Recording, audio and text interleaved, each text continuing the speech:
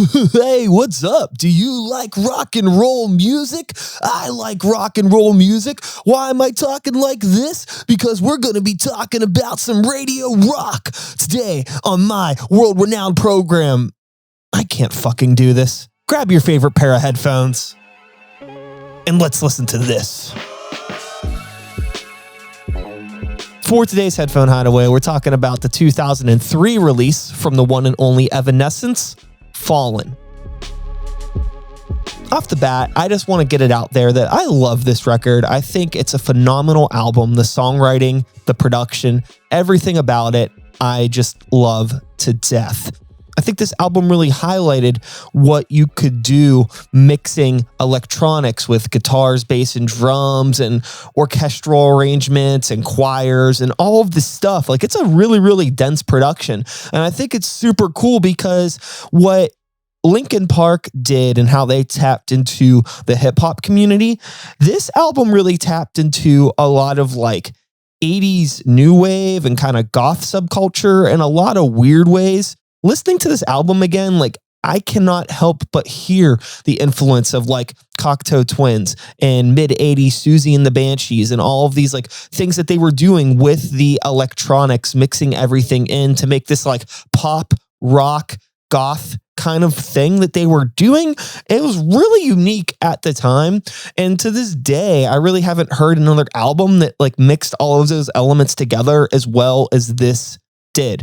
Some of you may know that this was the only Evanescence album that had this lineup of musicians, and Evanescence is still a band to this day. They are still putting out things and it's fine, but there was just a certain chemistry, I think, at the time that they were working together with the people that worked on this project, from the band members to the production engineers and all of that, that like this was really lightning in a bottle. I definitely recommend this album to just anyone who is a fan of like good rock production. You know, I think Amy Lee's vocals are phenomenal across the board. I think she has great harmonies. She can sing.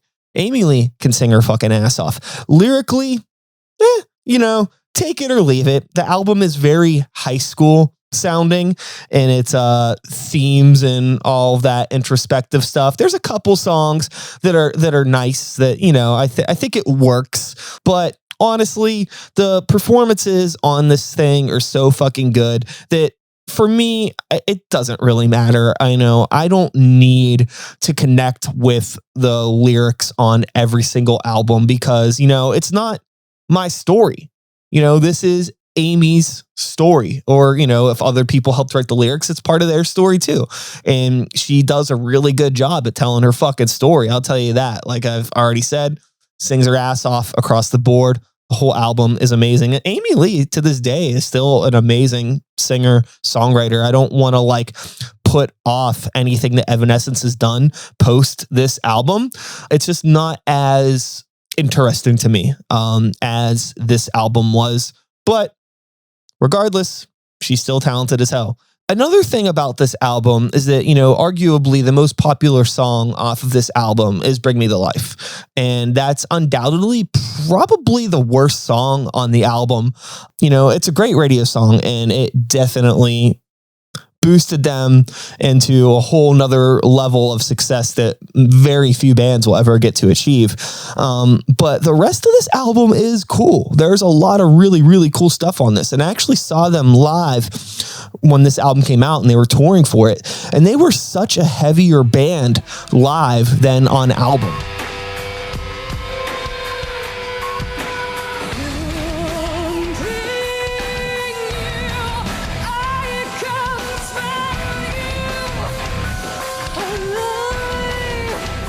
When you hear these songs, there's still part of me that remembers seeing them live and what those songs sounded like live that like makes me kind of resent to a bit, just a little bit, the production on this. While the production is good, everything is a little tame. I think that in the long run, it probably did them favors not putting out like an extremely aggressive record, but they were definitely a very, very aggressive band live. I mean, for Evanescence, I mean, it's not like this wasn't fucking Dillinger Escape Plan or something. I'm just saying it was a lot harsher in a live environment. And I think these songs came from a harsher background. I think there was probably more experimentation in the electronics. There was probably more, heavier, harder hitting drums and things like that. But they really brought it all together. And I think that this album is so cool because it can appeal to so many different types of people. And it did. There was people that I was friends with. I was a senior when this album came out, to age myself. I had all of my weird metal shit that I liked, and I wasn't like able to connect with many other people in school about bands.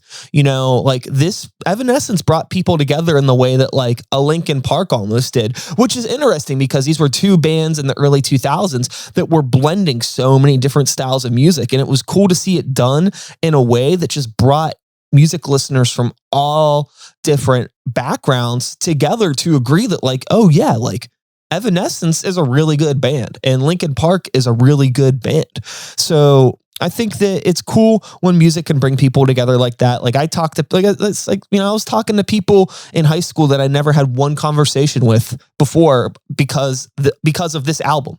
And it's awesome when music can do that.